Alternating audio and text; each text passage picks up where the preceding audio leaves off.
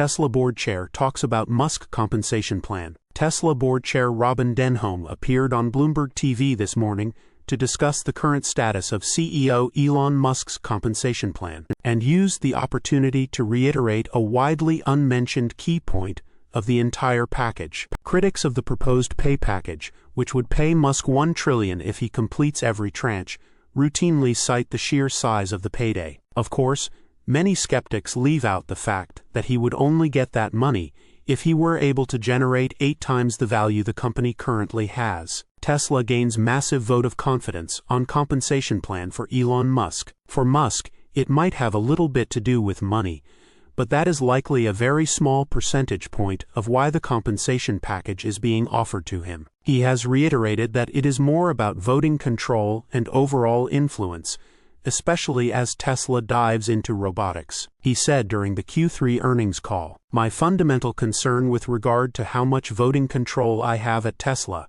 is if I go ahead and build this enormous robot army, can I just be ousted at some point in the future? That's my biggest concern. That is really the only thing I'm trying to address with this. It's called compensation, but it's not like I'm going to go spend the money. It's just, if we build this robot army, do I have at least a strong influence over that robot army? Not current control, but a strong influence? That's what it comes down to, in a nutshell. I don't feel comfortable wielding that robot army if I don't have at least a strong influence." Tesla shares the idea that Musk is a crucial part of the company, and without him being awarded the voting control he feels he deserves, he could leave the company altogether. The company is very obviously feeling the importance of the upcoming vote, as it has advertised and pushed heavily for the comp plan to be approved, mostly to retain Musk. Tesla board chair Robyn Denholm said today to Bloomberg TV that it is crucial shareholders understand it is not about Musk's potential wealth, but more about his influence on company decisions. So firstly, it is a performance package,